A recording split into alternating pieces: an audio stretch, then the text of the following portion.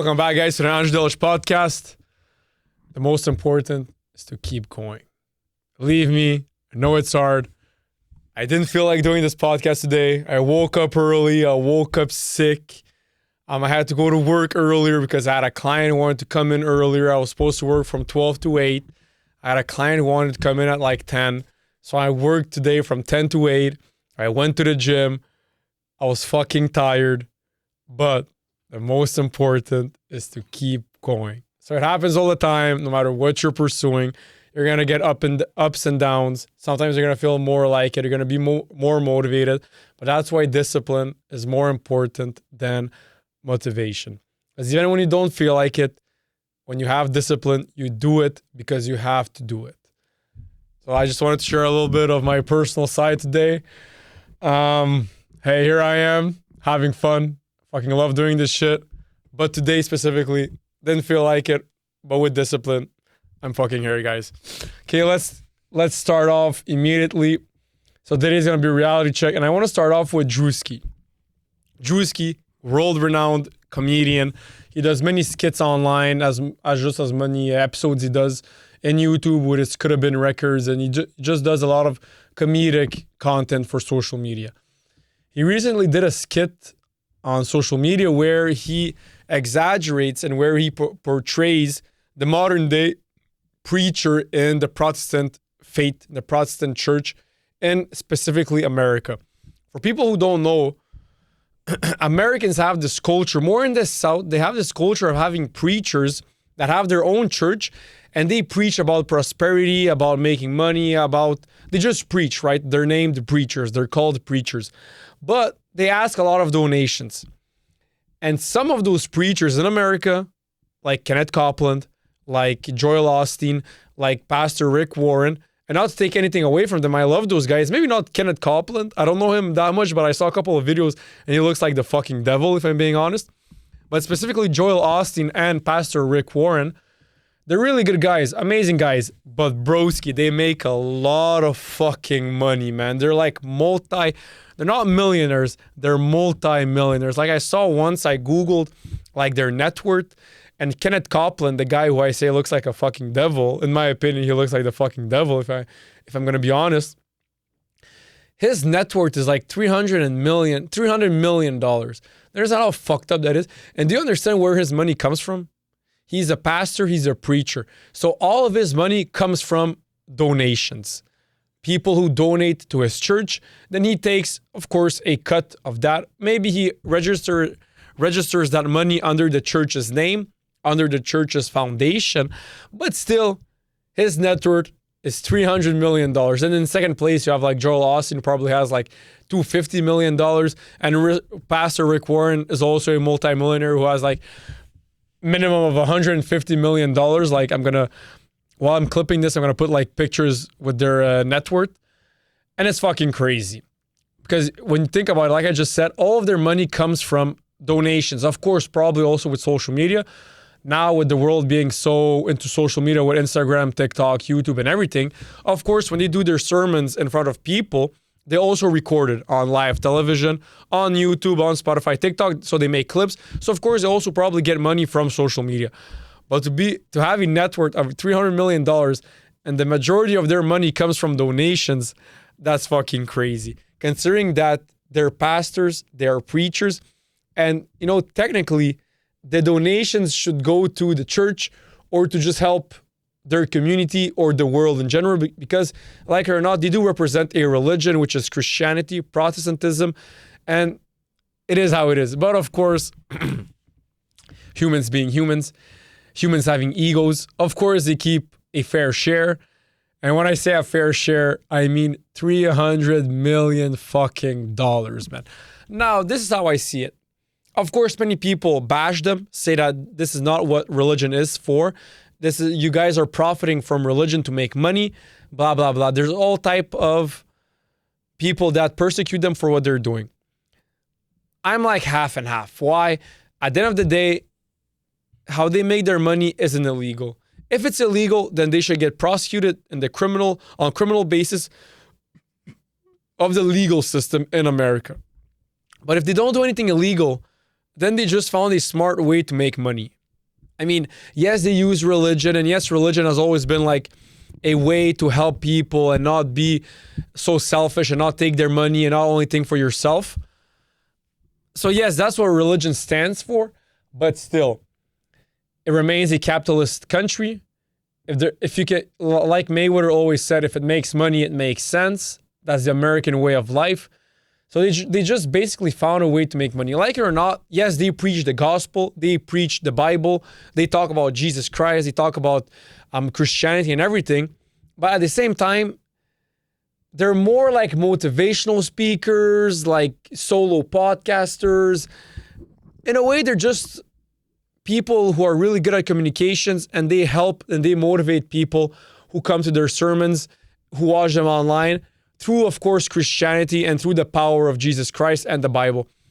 So yes, I understand where the criticism comes from. People criticizing them for using Christianity, for using Jesus Christ, for them to make money and then keep it in their pockets. Of course, I understand that people who criticize them. I understand it makes sense. It's logical. The criticizements they receive. But also at the same time, I mean, he isn't doing anything illegal. No one's forcing his donors to donate to him. No one's forcing them. They're doing it out of their own will.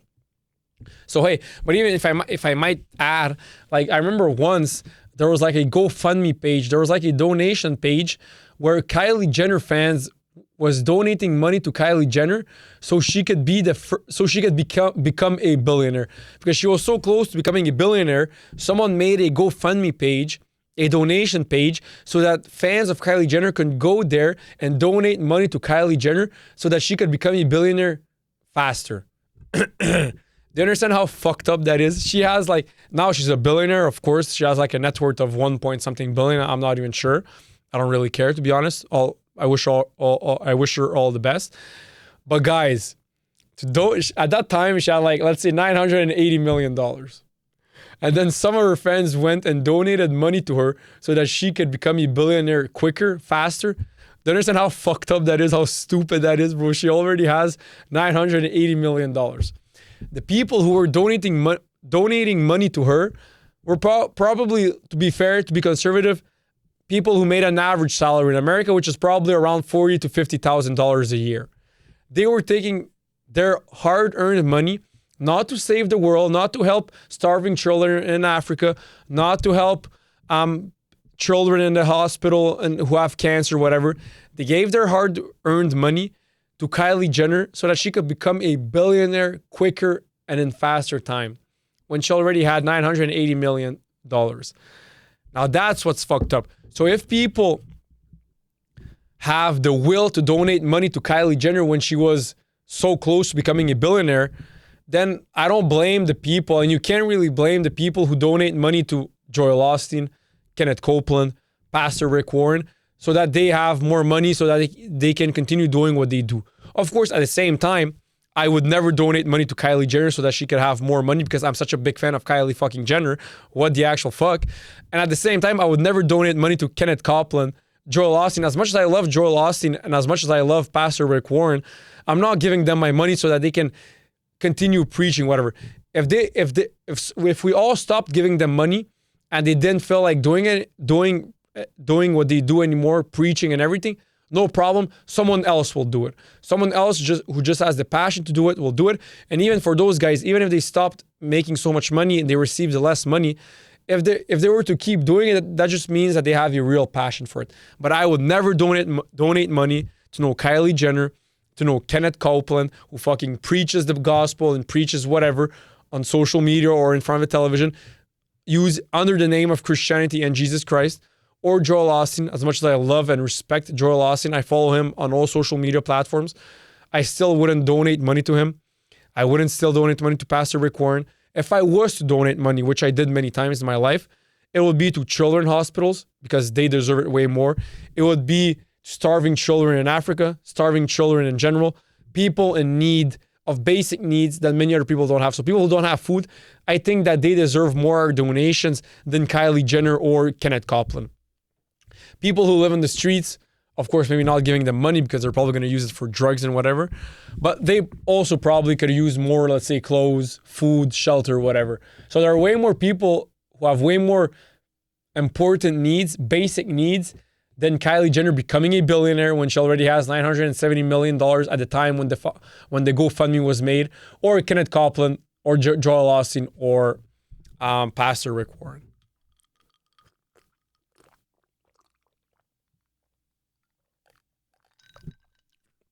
Jesus Christ, I was thirsty, man. Okay, and also, if I might add, Druski's skit was on point. Everything he did, he just addressed the elephant in the room. Everything he said and did in that skit, of course, he dramatized. He exaggerated a little bit, but he made that for laughs. He did that so we laugh more and for social media. But at the end of the day, he got everything right. Everything right. People can hate on him, can bash his skit, but what he did was spot on. He just addressed the elephant in the room. And these preachers, for people who don't know, preachers are of the Protestant faith.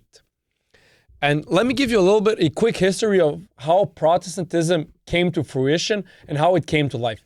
Protestantism, it exists for now maybe 600 years, ever since the 16th century. So it exists now for like 500 years.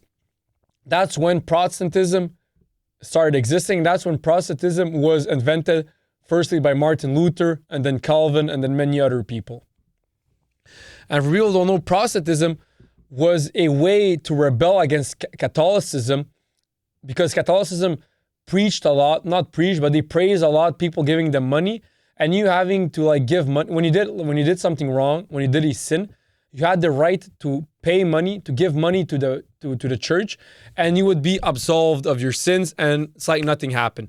Protestants, in conclusion, they were in general protesting that part of Catholicism, that part of Christianity that he didn't agree with, and they believed that didn't make sense, because they believed that when it comes between you and God, there shouldn't be a middleman, there shouldn't be a human between you and God. It should simply be a relationship between you and God. So a quick history on Protestantism.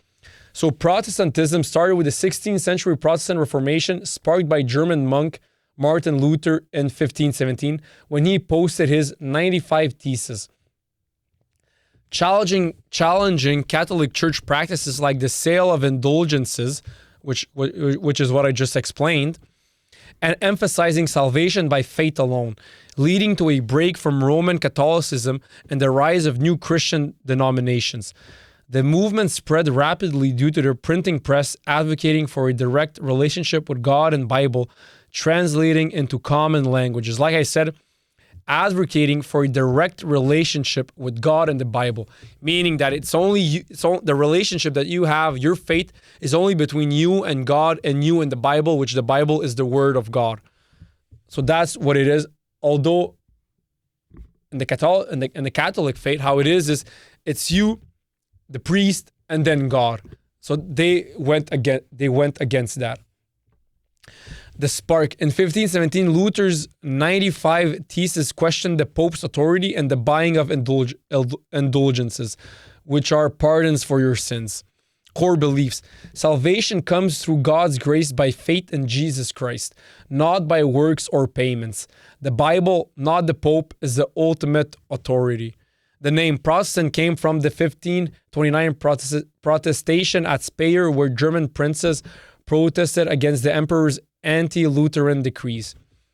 The printing press helped distribute Luther's ideas, and translations of the Bible into German made it accessible to the public.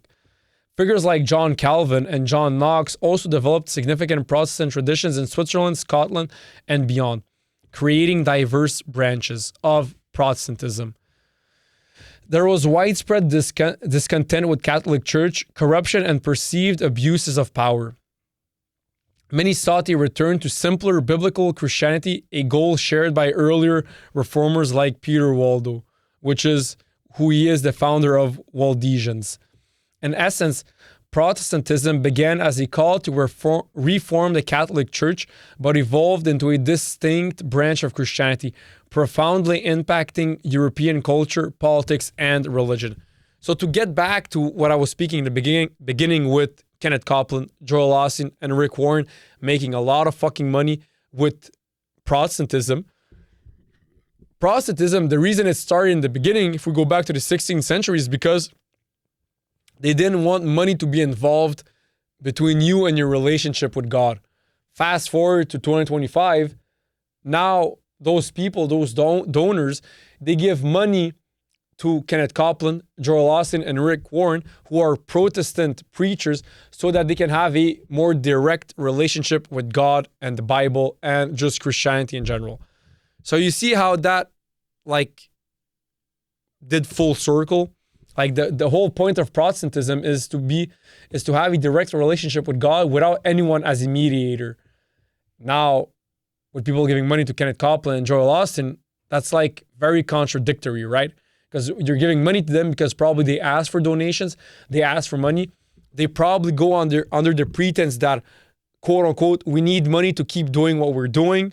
So you give money so that you can keep having faith in God, Jesus Christ, and the Bible and Protestantism. So you see how money dictates everything, not for everyone, but for people like Kenneth Copeland, in my opinion, if I'm being honest, my thoughts on him is that he's just using the people and he just found a way to make money, and he doesn't really care about the well-being of people. From what I saw, that's my opinion of him. Maybe I'm wrong, but from what I saw, he doesn't look like an honest man. He doesn't look like a good man. He looks like a con. He looks like the devil, if I might be honest. And he looks like a really bad man, if I'm being honest. And he's asking for money. So that we just did like full circle. Let's get back to what Protestantism actually is.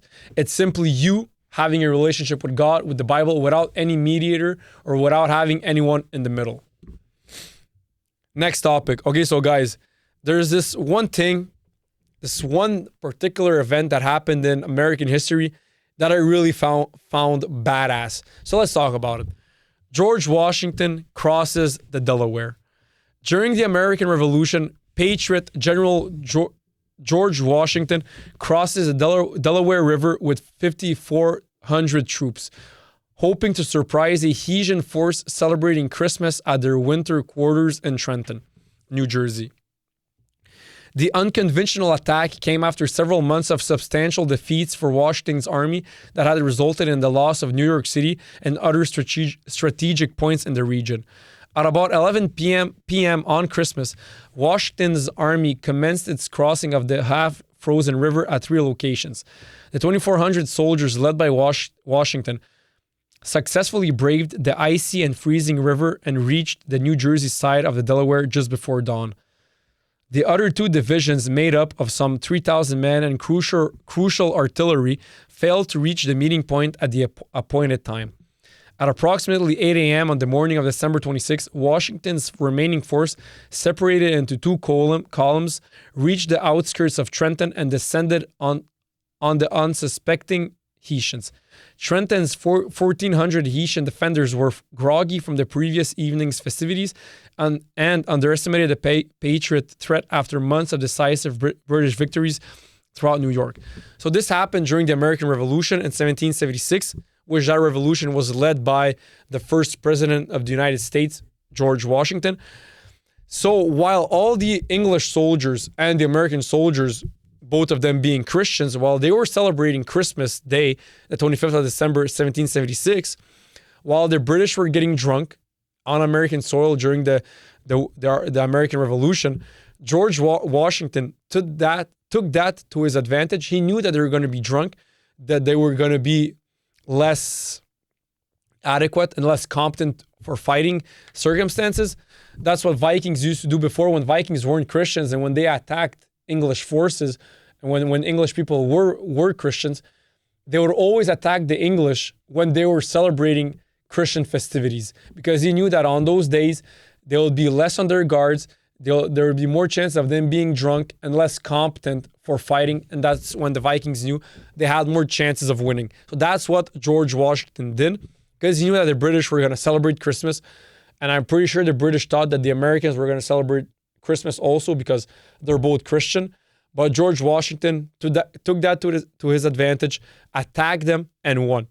That's really fucking smart, and that's a badass move. He crossed the Delaware River, being half frozen, half not frozen, with the cold, with everything. Who knows what would have happened? He still went on to attack.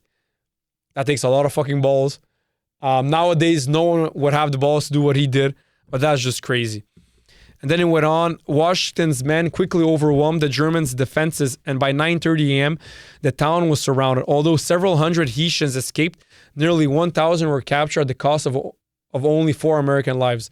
However, because most of Washington's army had failed to cross the Delaware, he was without adequate artillery or men and was forced to withdraw from the town. The victory was not particularly significant from a strategic point of view, but news of Washington's initiative raised the spirits of the American colonists who previously feared that a continental army was incapable of victory.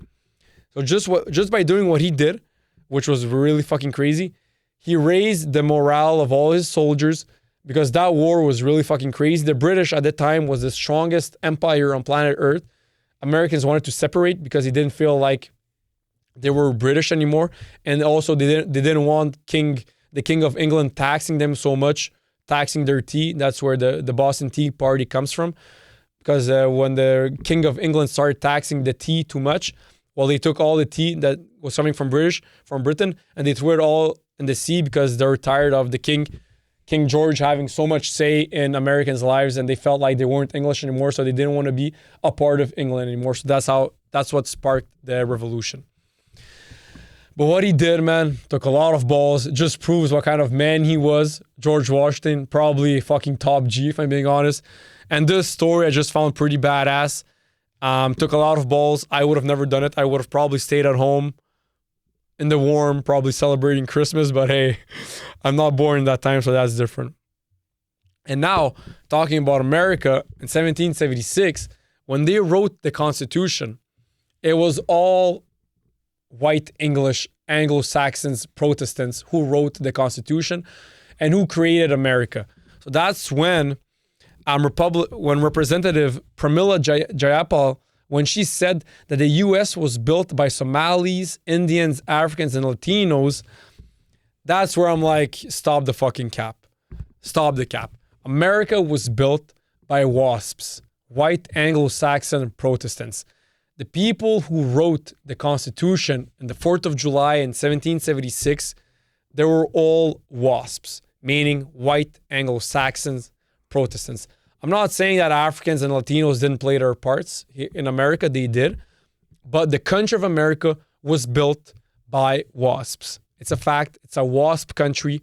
It's a white Anglo-Saxon Protestant country. It's always been like that, and it's always going to be like that. So, of course, I understand she wants to praise immigrants, Somalis, Indians, Africans, and Latinos. I understand that. But if we're being honest, if we're being real in this reality check, America was founded. The founding fathers of America, all of them were WASPs. None of them were Latinos. None of them were African. None of them were Indian. None of them were Somalian. None of them were Serbian. None of them were whatever. They were WASPs. They were descendants of white Anglo-Saxon Protestants. That's who they were. And for people who hate on America, many of my Serbian relatives, family relatives, and many of my Serbian friends, they hate on America. Just like many people hate on America because it being the biggest force on planet Earth, being the most powerful country in the world, that comes with the territory, right? The more powerful a country is, the more people are gonna hate on it, the more people are gonna despise that country. That's why so many people despise America, because America is the most powerful country, so he can always stick his fingers in every other country and almost do what it wants to do because it's so fucking powerful. But okay, guys, let's be honest, okay? We should all be thanking God that America is the most powerful country on planet Earth. Now, I'm not saying America is perfect. Far from it. It's not perfect. But imagine if China was the most powerful country on planet Earth. Imagine all the shit that China would do if it had the possibility and the capacities to do them. The only reason China isn't doing more fucked up shit, it's not because their moral compass stops at what they're doing. It's not because they don't want to do it anymore. It's simply because they cannot, because they're not as powerful as America. Imagine if Russia was as powerful as America. This world would have gone to shit because they're not as moral in general as Americans. They would have done way more shit and they would have fucked up way more in the world if they were as powerful as America. Imagine if somehow Serbia was as powerful as America. Jesus fucking Christ, we would have 10 world wars and not only 2 throughout history. They'll try to conquer every single country. They will be trying to do whatever. And this goes for any other country, Morocco, Nigeria, Kazakhstan, India, whatever. If any other country on planet Earth was as powerful as America, they would have done a way better job than America. I'm not saying America is doing a perfect job. In my opinion, they're doing a really good job as the most powerful country in the world. They're not perfect, but in my opinion, they're doing a really good job. If it would have been any other country, let's say Russia, let's say China, because they're the second and third most powerful countries on planet Earth. If it would have been Russia or China, the world would have gone to shit. It would have been way worse than what it actually is right now. And they would have just abused way more than power than what America is abusing. America in general is way more moral. If you just look at the countries, right? In Russia, whenever you have a journalist speaking badly towards Putin or talking against Putin, the following morning, he's nowhere to be found. Why? Because he got fucking killed by Putin and his fucking soldiers, right? In America, when someone talks badly about Trump or about whoever, nothing happens to him. Joe Rogan on his podcast, he talked many times badly against many politicians. Nothing ever happened to him. Why? Because in America, they value more democracy and they value more freedom and liberty of expression and all the other human rights. China being a communist country, so by default, by law, you're not allowed to speak against your government. And if you do, you can get imprisoned, or even worse, you can get killed. You're going to tell me that they're going to do a better job worldwide if they had the same power as America? Not only is it a communist country, not only do the citizens there have less rights and less freedom, but in China, they put Muslims in concentration camps, which is really fucking wrong. And they do many other wrong things.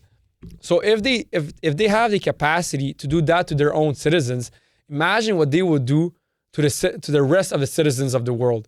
They would give even less fucks about those citizens, even with their own citizens, they don't treat them as good as they should treat them. So imagine all the other citizens. Like I said in Russia, whenever you have a public speaker, whenever you have a journalist talk against Vladimir Putin, what happens to him? He's fucking dead the following morning. Dead, he's gone missing, whatever. He's nowhere to be seen because Putin and his soldiers took care of him. That never happens in America. Right now, I could say fuck Trump, clip it, that clip could go viral. Trump could even see it and nothing can happen to me. How many famous public figures in America, Robert De Niro, many actors who talked badly against Trump and nothing ever happened to them. Why? Because in any rightful democracy, in a real democracy, you have the right and the liberty to express yourself and to say whatever you want to say, as long as it's not illegal. Example, threatening someone or threatening to kill someone, etc. That's why America, if you look at its moral compass, it's not perfect, but it's way more moral than Russia, China, or almost any other country on planet Earth. That's why when people hate on America, I understand they don't like America putting their fingers across the world and dictating what's going to happen in Venezuela and whatever. But at the end of the day, they are the most powerful nation on planet Earth, and they have to impose their will so that they remain the most powerful country on planet Earth.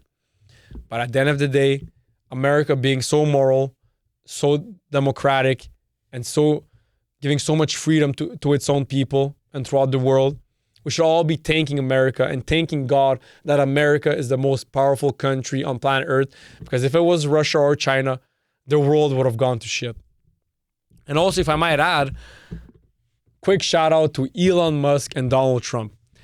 Thank God that Donald Trump, as much, even though I don't like Donald Trump as a person, but now being in 2026, being in the position that we are currently, the world, that the world currently is, especially the Western world, we needed a man who represents what Donald Trump represents in power.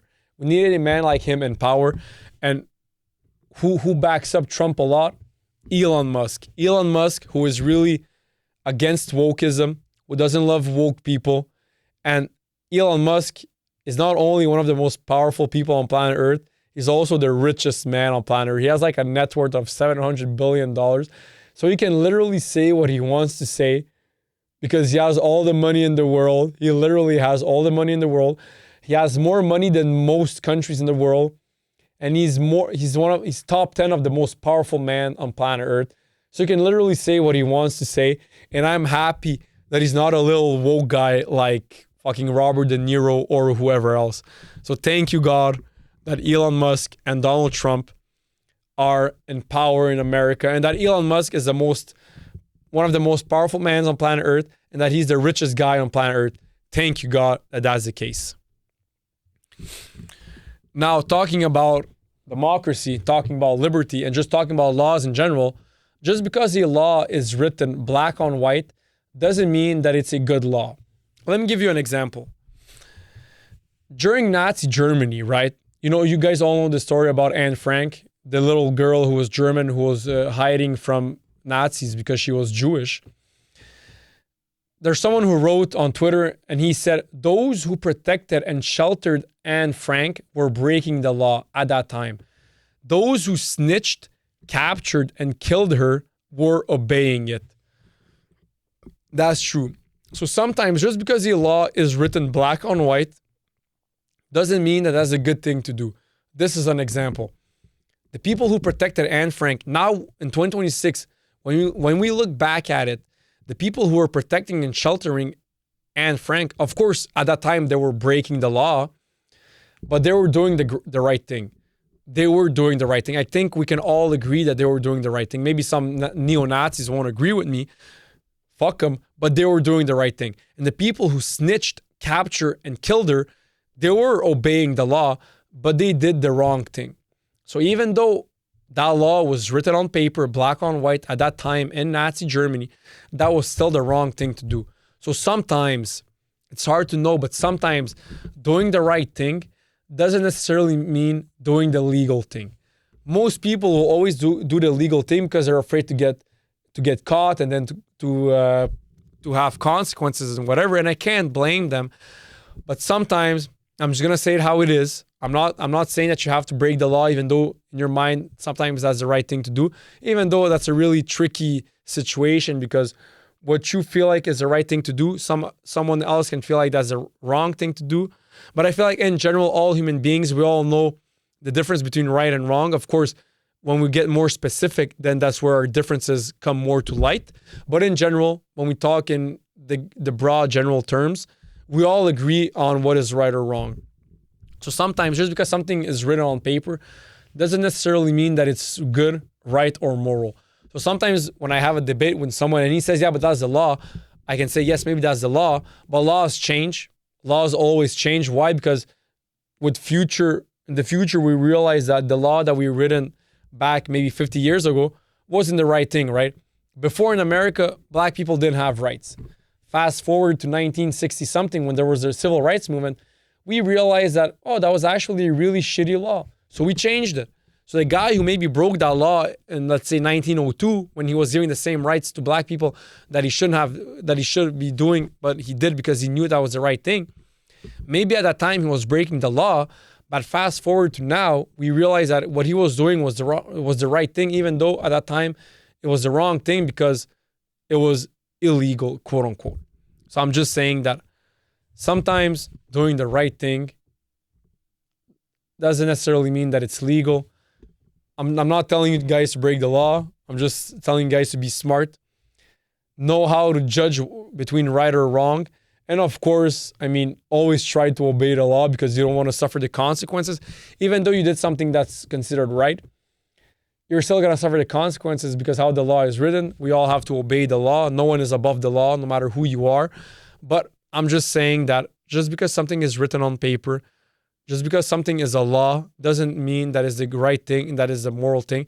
And just because a law is written doesn't mean that it's always going to be written like that, and doesn't mean that it cannot change. Laws are meant to be changed, are meant to be improved. Well, I hope they're meant to be improved. In some countries, laws don't improve, like Iran.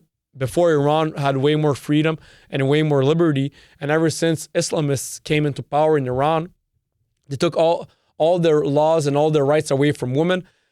So they didn't improve, right? Even though time went on, they didn't improve. They just got worse. But in general, we all tend to move forward, get better and better. And that's why laws are meant to be changed. And that's why we have politicians, which one of their main jobs is to argue what law is good and what law isn't good. That's why most politicians have a law degree, because they debate between which law should be changed and which law shouldn't be changed. That's why in general, liberals want to change laws because they want to change society. And conservatives in general, they want to preserve the laws, or even in some cases, change laws to bring it back to what it was before, because they feel like we have to conserve what we had before. That's what conservatives in general stand for.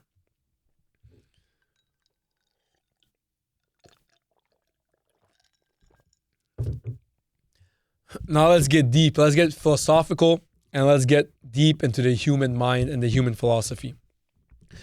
Constant criticism and finding fault with others will be your undoing and prevent you from receiving the life you deserve. Bask in appreciation instead. When you constantly complain about things, about someone else, when you constantly find criticism towards other people, what you're doing, you're actually just setting yourself back in your search for your goals and in your search for your destiny and in your journey to accomplishing your goals and in your journey to accomplishing your dreams. So instead of constantly complaining, constantly criticizing others, find the good in others, criticize, do more self-criticism so that way you improve, and don't bash yourself. Understand that there are certain places where you can improve.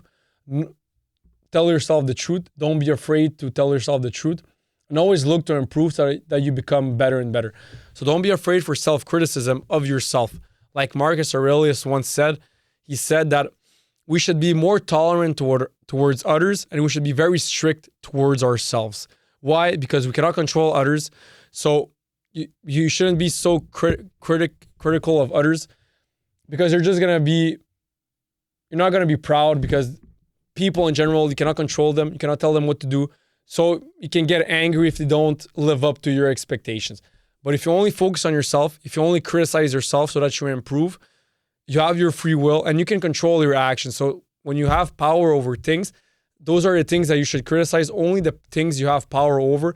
Because if you're going to criticize it, you damn well better find a way to change it so that you stop criticizing it, because it doesn't need any more criticism and your life gets better and better. Living in a world now where there's social media and where everyone compares themselves with everyone else on social media and just in life in general, seeing someone else succeed, seeing someone else win, won't take away anything from you and your success and your destiny. Just because someone succeeds doesn't mean that there's going to be less success for you, less money for you, and less wins for you. It has nothing to do with your life, with your destiny, and your goals. Them succeeding, them losing, them winning has nothing to do with your life, your destiny, and your goals. So when someone succeeds, when someone wins, don't be jealous, don't be mad, don't be sad, because whatever happens in their life has nothing to do with your life, your goals, and your dreams. I watched a podcast recently of Bradley Cooper with Joe Rogan, and Bradley Cooper said that people don't realize, but at the top, there's plenty of room for everyone. And that's a fact. So like I said, just because your friend succeeds doesn't mean that there's no room for you to succeed anymore. That's not what it means. At the top, there's room for everyone, and there's a lot of fucking room. So when someone succeeds, wish them all the best, congratulate them. Don't focus too much on it, because it's not your life. I mean, congratulate them. Get back to your life, get back to your journey, and get back to being whoever the fuck you are, and get back to becoming the best version of yourself.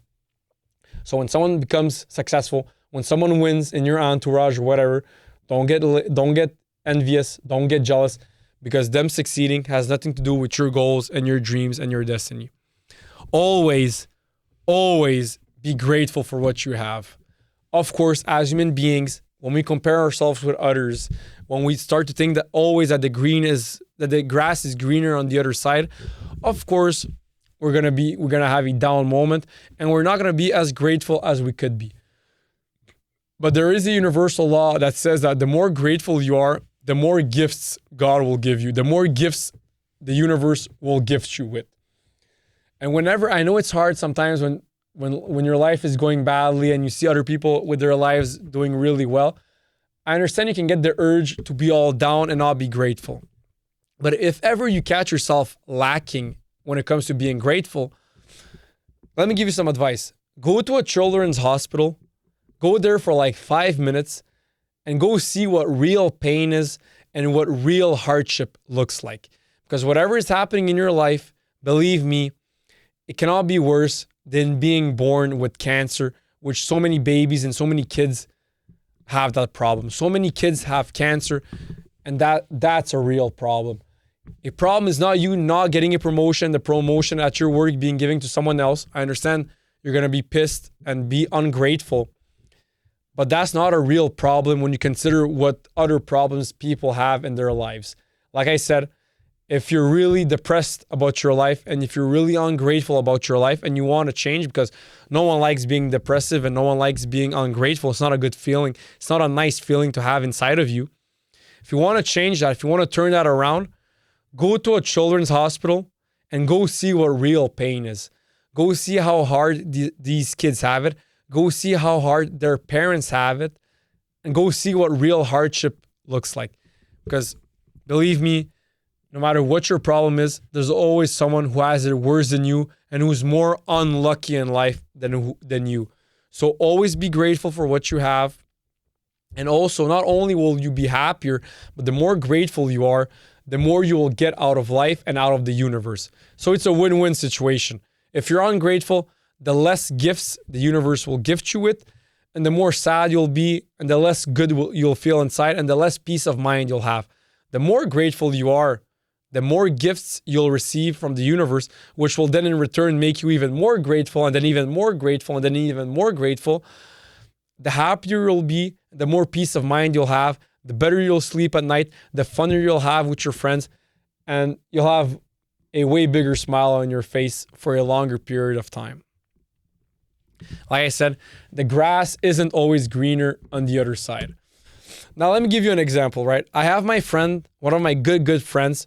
He's been in a relationship with his girlfriend for 10 years now. He's 25, and ever since he's 15, he's been with the same girl forever. He's only had one sexual partner his entire life from now. And sometimes he looks at my life. Let me give you a little example of my life. I've never been in a relationship and I've had more than one sexual partner. Sometimes he looks at my life and he's like, yo, I feel like his life, man, I feel like his relationship status is better than mine because he has more fun with different girls, whatever, blah, blah, blah. So in his mind, sometimes, not always, sometimes he has that, which is normal for a man who only had one girl for the entirety of his, for his entire life. Of course, you're going to have those thoughts, which is a normal male reflection, normal male reflex. So in his mind, the grass is greener on my side. But in my mind, sometimes I'm like, maybe it's better to have one girlfriend or where you can do a lot of things with her, have fun, and where you can just be in love. So then in my mind, the grass is greener on his side. So both of us, instead of just appreciating what we have, now I'm just giving an example. I'm not saying that that's what I actually think, but I could think like that and he could think like that. So you see how that just like puts both of us in like both of us being envious of the other one. And I'm just giving an example right now. He's really happy with his relationship and I'm really happy with my status right now. At the age of 25, I don't really want to have a girlfriend. But I'm just saying how both individuals could see the other person's life and think that that other person's life is better than his own life. But they don't know. They just think that it's better because they've never had that lifestyle and they've missed out on it. So they think it's better. But maybe actually it isn't, because the other guy who does have the lifestyle that this guy wished he had, well, he thinks that his lifestyle is better and he wished he had his lifestyle. So you see, when you always compare yourself with others, you're always going to think that their life is better because they have something that you don't have, but you don't realize that you have something that they don't have and they wish that they had what you had, but at the same time, you wish that you had what he had.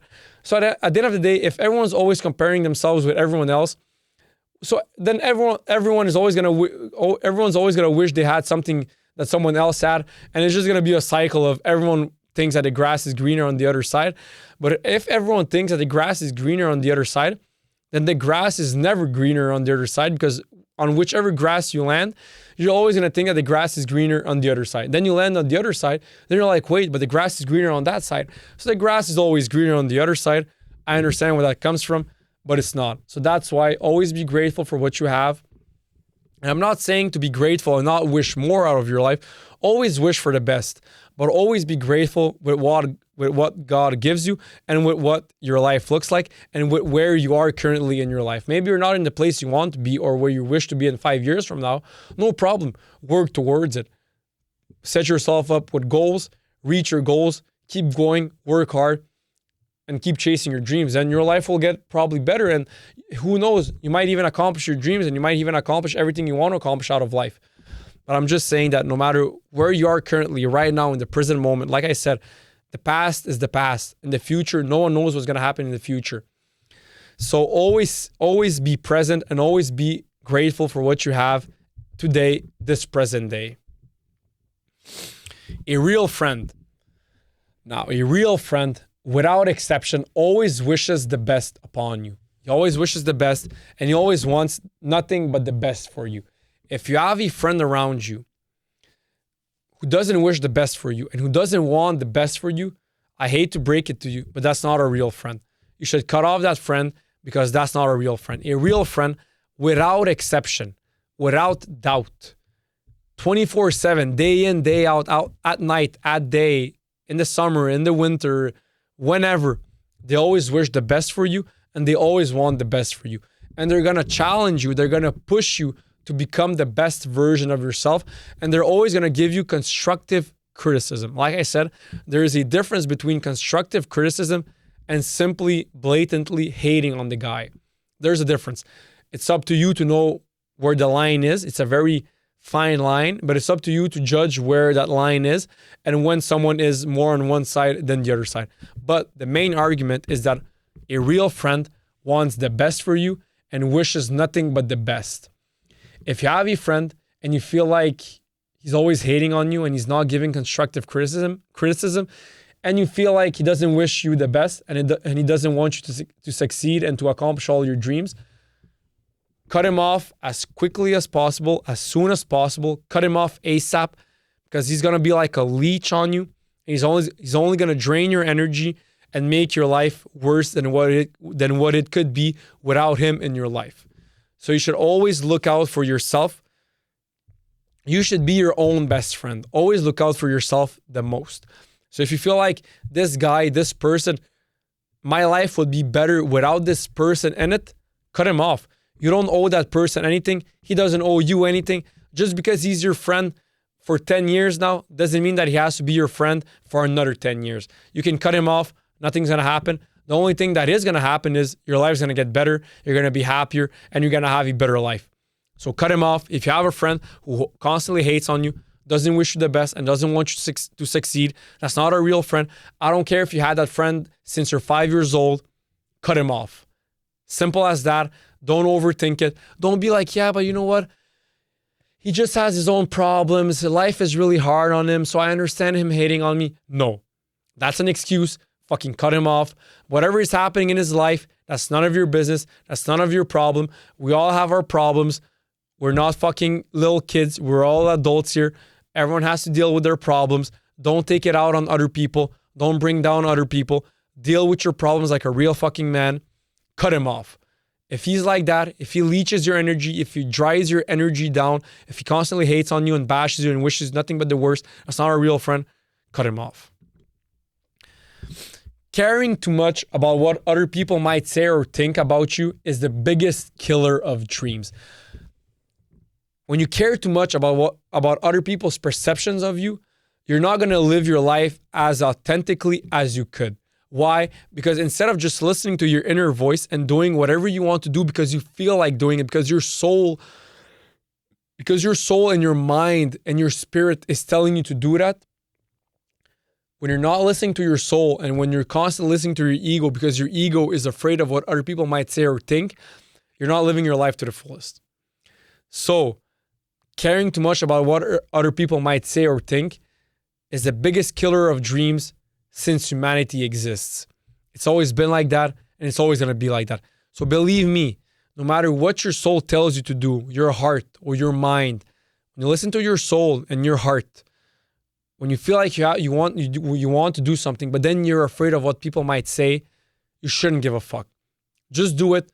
Listen to your soul. Listen to your heart. Don't listen to what other people say. If your heart and your soul feels like that's the right thing to do, fucking do it. You owe it to yourself. You can only live. You decide how you're gonna live your life. You decide what your dreams are, and you decide when you're gonna pursue them, how you're gonna pursue them, and why you're gonna pursue the dreams you're gonna be pursuing. You decide. No one's gonna decide your life for you. It's your life, so you live it the way you want to live it. Of course, there are consequences for your actions. That's normal, but you decide who you want to be in life. You decide what your dreams are. You decide what your life will look like. Go after it. Don't give a fuck what people think. Of course, I understand. It's a normal human trait that we all have to care what other people say and think because we are social creatures. And we have been programmed since the start to live in little villages with 200 people, 100 people, 300 people. That's why we care so much what they think, because we want to survive. We know as human beings, our instincts, we know that we have higher chances of survival and of reproduction if we integrate in a society and where we get accepted in that society. That's why telling the truth, or when people don't like hearing it, we know that there's a higher chances of us getting ostracized from a group because we spoke the truth. But we don't want to be ostracized by a group because we know instinctively throughout thousands of generations and years in our DNA code, we know that if we're not in a group, there's less chances of us of us surviving and reproducing. That was right before when we were nomads. Now in 2026, that's not the case. But that gene in our that gene in our instinct, that instinct that we have in our gene code still exists. It still fucking exists, because for 2,000 years we've been sedentary, but for the past 200,000 years we've been nomads. So our gene yet hasn't adapted to our new lifestyle. But now in 2026, we know that we shouldn't give a fuck what people say, what society thinks. And even if I might add, no matter what you do, you're always going to have haters. That's normal. But at the same time, you're also going to have people who love what you do and who follow you and who appreciate your work and your art. So of course you're going to have haters, but you're going to have people who love you. Let's think about Donald Trump. There's many fucking people who hate Donald Trump. A lot of people hate Donald Trump, but so do a lot of people fucking love him. Win-win situation, I guess. I mean, you lose some, you win some. That's what it is. At the end of the day, Donald Trump does everything he wants to do. He accomplished his dreams of being a successful businessman. Now successful. Maybe not as successful as he think he was, but he was a successful businessman. He wanted to become president of the United States. He became president of the United States not once, but twice. So he only listened to his soul and his heart. He did everything he wanted to do. Of course, many people bashed him, hated on him. They still do to this day. But he also has a lot of people who admire him and who love him and who praise him and who follow him. That's how it is. Even let's say Jake Paul, right? There's many people who hate Jake Paul. Many fucking people. If you look at any piece of his content, if you look at the comments, 99% of his comments are hate comments.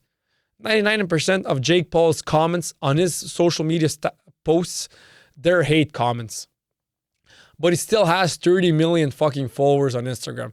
So there still is 30 million people who follow him, who love him, and who appreciate him, which then translates to him having millions of dollars and to him doing whatever he wants to do and to him accomplishing his dreams. Because he doesn't listen to the outside voice. He doesn't listen to what people have to say. He just does what his heart and his soul tells him to do. And that's why he's winning in life.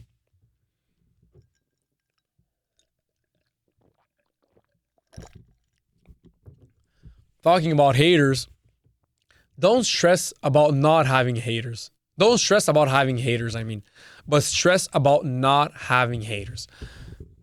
I said this many times. The more haters you have, that just means the better you're doing in life. The less haters you have, that just means the less good you're doing in life. The higher you are in life, the more you achieve, the more you succeed, the more haters you're going to have. The less you succeed, the less you achieve, and the less you do with your life, the less haters you're going to have, because you're going to have less people jealous and envious of you. Whenever someone hates on you, It's because he's jealous and envious of you. So the more haters you have, the better you're doing in life. So you shouldn't stress about having haters. You should stress about not having haters. So let's say someone wants to start a podcast, and the only thing stopping him is, in his mind, him thinking, what if I have a lot of haters? Good. You should have a lot of haters. If you have a lot of haters on your podcast or in your art, whatever, that means you're doing a really good fucking job. If you don't have any haters and no one gives a fuck about your podcast or your work or your art, then you're not doing well. So you should stress about not having haters and not stress about having haters. Because when you have haters, the better off the better you're doing in life. And when you don't have haters, the worse you're doing in life. Whatever you want in life, go after it. Whatever you fucking want. As fucking out of reach as it may seem, as fucking crazy as it may seem, if you have the capability to dream about it, you have the capability of achieving it. That's a fucking fact. So whatever you want, regardless of whoever you are, regardless of where you are in life, whatever you want and whoever you want to become, you can. If you can dream it, you can achieve it. And that's a fact. That's something that many people who achieved great, great things, they all say the same thing. They say that if you can dream it, you can achieve it. Albert Einstein said it many times. He said that creativity and imagination is more important than intelligence. He said that if you can imagine something, if you can envision yourself becoming someone, then you're gonna become that person by doing the right steps and by never giving up.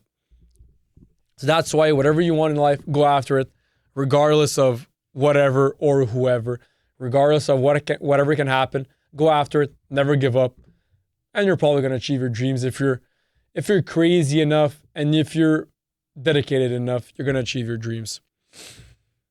If you can breathe, you have no right to give up. If you're still alive, you still have hope to reach your full potential as a human being. Where there is life, there is hope. Beautiful quote from Stephen Hawking. For people who don't know, Stephen Hawking, you probably know him as a guy who was full-on paraplegic, who couldn't walk, couldn't talk, couldn't move his hands, anything. You probably know him as that guy, really good, really, really big physicist. But for people who don't know, he wasn't born that way. It's something that transformed inside of him when he was like in university and as an early adult. And he said, where there is life, there is hope. People asked him, how didn't you lose hope when you were struck with one of the fucking harshest diseases that exists in this world? He said, where there is life, there is hope. If you can breathe, you have no right to stop. If you're still alive, keep chasing your dreams. If you're dead, then you're dead. You're fucking dead. You have peace of mind. You're dead. But if you're still alive, you have no right to give up. If you're still alive, you have no right to stop fighting for your dreams. If you're still alive, if you're still breathing, you have no right to become lazy and you have no right to give up on your dreams. I don't give a fuck who you are and where you are. So now let's do 12 quotes from really big philosophers to end the episode. So the first one from Socrates, he said, the unexamined life is not worth living. It's about self-reflection. When you don't take the time to self-reflect, I understand with today's day and age in 2026, life being so fast-paced, we all have to take time to meditate, in which meditation in a way is a way of self-reflection, because it's only with self-reflection, when you listen to your soul and your heart, it's only then when you can see a clear path towards your goals, and towards your destiny. When you take the time to reflect, to self-reflect on your life, that's what's important. The unexamined life is not worth living. The second quote from Plato, wise men speak because they have something to say. Fools because they have to say something. Of course, now with social media, maybe some people can say that this quote goes for me. I don't think it does, but people have the right to think that this quote goes for me. Now with social media, everyone has the right to speak. Also with Canada being Canada, America being America, where you have the right to express yourself. Everyone has the right to say whatever they want to say. But wise men speak because they have something to say. When you have a message, when you have something that you want to express yourself to the world, then in my opinion, you have something to say. Maybe I can disagree. Maybe many people are going to disagree with what you say. but some people are going to agree. So you have a message. But fools, they only speak because they have to say something. But if you have a real message, then you speak because you have something to say. Really important. Third quote from Aristotle. We are what we repeatedly do. Excellence, then, is not an act, but a habit. So this is how you become great. Doing one good thing a day is good, but you have to do that repeatedly. Excellence is not an act, but a habit. This is why discipline and routine is so fucking important. This is why doing every single day what needs to be done, step by step, day in, day out, every single day, consistently, without you giving up, without failure. Just you keep going with consistency, with persistence, doing what you have to do. That is when you will accomplish what you want to accomplish. It's not by having one excellent day, one day per week. It's by having 7 excellent days in a week. So every single day, you have to have a habit of doing excellent things. That's why excellency is not an act, but it's a habit. It's something you do every single day, day in, day out, every single week, every single month, and every single year. That's why if you want to accomplish whatever you want to accomplish, that's why discipline is so important. That's why persistence is so important. And that's why consistency is so important. To have a disciplined lifestyle, a disciplined routine, and to never give up on that routine. So even when you feel like you're not making any progress, you feel like nothing's happening, you have no results, just keep going. Trust the process, because in the process, when you keep doing great things, at the end of the day, those things are gonna pay out, and you're gonna enjoy the fruits of your labor. Fourth quote from Marcus Aurelius, he said, "You have power over your mind, not outside events. Realize this and you will find strength." So don't be emotional when something happens that you have no control over. Oh, it's fucking raining outside. I'm all fucking pissed. I can't do this, that. You cannot control the fucking rain. But what you can control is your reaction to it raining outside. So control your reaction. Instead of being all grumpy and sad and mad, be happy. Just say, I cannot control this, so I shouldn't even care about this. I'll remain stoic to the fact that it's raining outside. I'm going to remain stoic to the fact that the population of Canada voted for the Liberal Party, even though I voted for the Conservative Party. I cannot control the population. I can maybe persuade them in a way, maybe with my podcast, whatever, talking to them on the street. Maybe I'm going to persuade a couple of people, but at the end of the day, I cannot choose for them. I cannot control them. They're going to vote for whoever they want to vote. So instead of getting all emotional and getting all beat up and being all sad and mad, I'm just going to control my mind, my thoughts, because that's the only thing I can control, and my action. So that's why we have only power over our mind, not outside events. The fifth quote is from Seneca. He said, "We suffer more often in imagination than in reality." That's why I feel like most people who do have anxiety, they have anxiety not because of things that happen in their life. Also, although that can play a part, I feel like most of them suffer from anxiety because of their overthinking in their own brain. And this happens to everyone. When you start overthinking, you start thinking about problems that never happened in your life. You start thinking about events that never happened in your life that might happen because your imagination takes you into such a fucked up world, into such a fucked up space. Then you start getting anxiety. But nothing really happened in your life. It's just in your thoughts, you start thinking about things that might happen. Then you get all anxious. But nothing really happened. Let's say you have an oral presentation, right? Most people hate speaking in front of a crowd, which is normal. Everyone hates public speaking. Some people, they get really good at it by, let's say, doing podcasts. You get better and better. By speaking publicly, someone who speaks publicly every single day, well, and after 2-3 years, he's going to be really fucking comfortable in front of a crowd because he's been doing it for years now. That's normal. But in general, people don't like speaking publicly, and it's the biggest fear to exist amongst humans. The biggest fear is public speaking. And the second biggest fear is dying. So doing something you're afraid to do. So let's say you have so let me get back to the main argument. So let's say you have an oral presentation. 10 minutes before your oral presentation, people get all anxious. Why? They didn't go in front of a crowd yet. They didn't talk in front of a crowd. Nothing happened in front of a crowd yet. They didn't fuck up in front of a crowd. They didn't fumble in front of a crowd. Nothing bad happened yet. But the reason they have anxiety before is because they start thinking about all the ways that they might fuck up. They start thinking about all the bad things that might happen, but it didn't yet happen. So if you just realize that nothing yet happened, let me just go and do this presentation, and who knows, maybe it's gonna go really fucking well and I had nothing to stress about. But when you start thinking about the future, that's when you get anxiety. So like I said, you have your oral presentation one day before, and if you're only gonna have anxiety if you start thinking about the presentation and everything bad that might happen. But if you don't think about bad things that might happen, if you just look at it as a normal thing to do, I'm just gonna go in front of a crowd, I'm gonna speak my mind, I'm gonna present something, and you don't think about all the negative outcomes that might happen, all the bad things that might happen, you're not gonna have anxiety. That's why we suffer more often in imagination than in reality. That's why I feel like many people who do have anxiety, it comes from overthinking, of course. Overthinking in regards of things that never happen in reality in their life. That's why when you start to overthink, you need to find a way to stop overthinking. It's going to take away a lot of anxiety in your life. That's why meditation is a really good form to kill anxiety. That's why meditation is so popular for people who are anxious, because it's a way to stop your brain from overthinking and just being present in the moment. That's why meditation is a really good form of not having anxiety anymore. The sixth quote is from Friedrich Nietzsche. He said, "He who has a why to live can bear almost anyhow."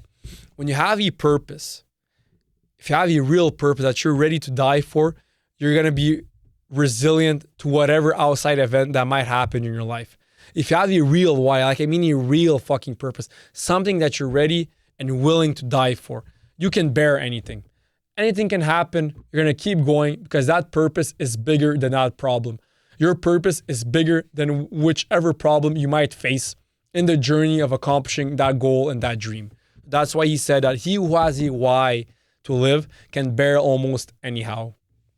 Seventh quote, again from Friedrich Nietzsche. He said, "Whoever fights monsters should see to it that in the process he does not become a monster." This is mostly in politics or in, let's say, personal. Let me give you a personal example. So let's say someone does something bad in your life. If you seek revenge and if you do exactly what he did to you, then you're the same as him. You cannot call him a monster without calling yourself a monster. Why? Because you did exactly what he did. An eye for an eye will leave the world blind. That's a quote from, I think, Nelson Mandela when he said, "An eye for an eye will leave the world blind." Meaning that when someone does something bad to you, in the process of you stopping it or in the process of you confronting it, you should make sure that you do not become a monster in the process of you stopping it or of you confronting it. Meaning, when someone does something bad to you, and as a normal human reaction in our human nature, we want to seek revenge and we want to do exactly what he did to us. But if we do exactly what he did to us, we're as bad as he is. We cannot say that we're good and he's evil because we did the exact same, the exact same action. We did the exact same thing. That's why whoever fights monsters, if you're someone who wants to go against monsters and speak against monsters, you should look that in the process, you do not become a monster in the process. Next quote is from Carl Jung. He said, "Until you make the unconscious conscious, it will direct your life and you will call it fate." That's why meditating and self-reflecting on who you are and self-reflecting in your own thoughts and looking deep down into who you are, that's when you will get your full purpose and you will when all your questions will get answered. But if you keep making the unconscious conscious, it will direct your life. That's why you have to make the unconscious conscious. It will direct your life and you will call it fate. So that's why you have to self-reflect on who you are, self-reflect into what actually means, what is actually right for you, and to follow your heart and your soul because it has the right answers and not your brain. Next quote is from Kant, Immanuel Kant. He said, "He who is cruel to animals becomes hard also in his dealings with man." In my opinion, people who are cruel to animals are going to be cruel to human beings.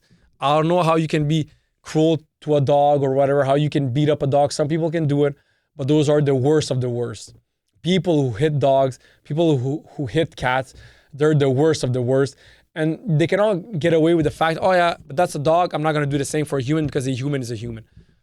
If you have the evil inside of you to hit a dog, to hit a cat, you're a piece of shit human being, and you're going to do the same to humans. Next quote is from Thomas Hobbes. He's a sociologist. He said, life is solitary, poor, nasty, brutish, and short. That's why it's chaos versus order. We need structure because life is really fucking hard, and it's hard for everyone. I don't care who you are. I don't care what you've done. I don't care who your parents are. I don't care what your status is. I don't care how much money you have.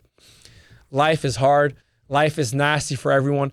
And that's why every single day, every single human being has to show up for themselves every single day and fight in what we call life and fight for what they want, because life is brutal no matter who you are. Even if you're Elon Musk, who has all the money in the world and who is one of the most powerful human beings on planet Earth, he suffered from clinical depression 3 times in his life. Why? Because life is short, life is nasty, life is hard. And if every single day you don't fight your demons are going to conquer you and they're going to win over you. Next quote is from Jean-Paul Sartre. He said, man is condemned to be free. Most people want to be free, but they don't realize that with freedom comes responsibility. And many human beings don't want responsibility. Why? Because it means you have to put in a lot of work, and having responsibility can be really fucking hard. But since humans are meant to be free, we're meant to have responsibility. The more free we are, the more responsibilities we have. If America was even more capitalistic and even more freedom and less government controlled, you would have even more responsibilities. If let's say China was even more communist and even less liberty, and human beings and citizens have less freedom, then you have less responsibilities, right? So whenever, let's say, citizens in Cuba who are under a communist regime, they have no responsibilities. Why? Because the government will give them food, will give them money, will give them a house. They just have to simply live. But if you want freedom, freedom comes at a price. The more freedom you have, the more responsibilities you have. And the last quote for this podcast, for this episode, is from Confucius. He said, the man who moves a mountain begins by carrying away small stones. That's why whenever you want to accomplish a big dream, the bigger your dream is, the slower you have to go, and the more step by step you have to go in the process. That's why if you want to move a mountain, if you want to accomplish a great thing, if you want to accomplish great things, a big dream, the bigger your mountain, the bigger your dream, the smaller stones you have to take to move. And simply, if every single day you move one stone, and after years and years of hard work, the mountain will be moved. You cannot just simply move the mountain, it's impossible, but it's by simply moving one stone at a time, that's when you're gonna move the mountain, which means accomplish your dreams. So the bigger your dream is, the slower you have to go, the more persistent you have to be, the more determined you have to be, and the more consistent you have to be day in, day out, step by step, day in, week out, week in, month, year, decades, whatever. So the man who moves a mountain begins by carrying away small stones. That was it for this episode, guys. See you next episode. Peace out.